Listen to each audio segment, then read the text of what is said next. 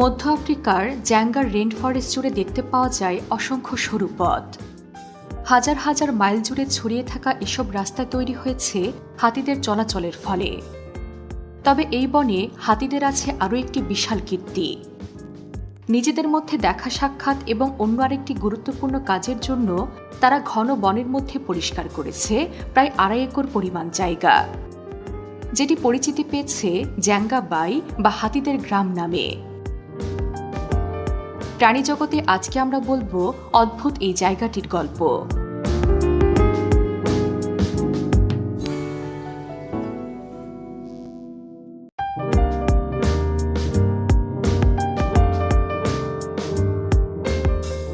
পৃথিবীতে বর্তমানে যে 3টি প্রজাতির হাতি আছে তাদের মধ্যে অন্যতম ফরেস্ট এলিফ্যান্ট। চরমভাবে বিপদাপন্ন এই প্রাণীটিকে এখন শুধু মধ্য আফ্রিকার কিছু ঘন বনেই দেখতে পাওয়া যায়। জ্যাঙ্গা রেইন ফরেস্টের গহীন অরণ্যে এই হাতিরা একা একা বা ছোট ছোট দলে ঘুরে বেড়ায়। নিজেদের মধ্যে তাদের দেখা সাক্ষাৎও খুব বেশি হয় না, কিন্তু প্রতিদিনই বনের নানা প্রান্ত থেকে তারা এসে জড়ো হয় একটি নির্দিষ্ট জায়গায়, যেটি তারা নিজেরাই বানিয়েছে।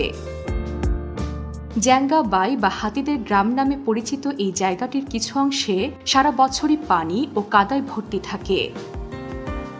হাতিরা এখানে আসে এসব কাদামাটি খনন করে লবণ ও অন্যান্য খনিজ সংগ্রহের জন্য, যেগুলো তাদের শরীরের জন্য একান্ত প্রয়োজনীয়।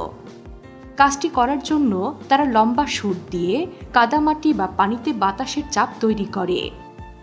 এতে মাটির নিচে থাকা লবণগুলো বেরিয়ে আসে। এই প্রজাতির হাতিরা প্রতিদিন যে পরিমাণ গাছ লতাপাতা খায় তাতে কিছু বিষাক্ত উপাদানও থাকে। শরীরকে সেসব বিষক্রিয়া থেকে রক্ষা করতেই এই লবণ ও খনিজগুলোর প্রয়োজন হয় ফরেস্ট এলিফ্যান্টের। ব্যাপারটা অনেকটা মানুষের ঔষধ খাওয়ার মতো। এছাড়াও জ্যাঙ্গা বাই বা এই গ্রাম আরও একটি গুরুত্বপূর্ণ ভূমিকা রাখে হাতিদের জীবনে। তারা প্রতিদিন এই জায়গায় এসে একে অপরের সঙ্গে দেখা করে, নতুন সঙ্গী তৈরি করে, সঙ্গী পাওয়ার জন্য মারামারিও করে। হাতিদের জন্য জায়গাটি যেন হয়ে উঠেছে বাজারের মতো, যেখানে গেলে অন্য অনেক হাতিদের সঙ্গেই দেখা হয়।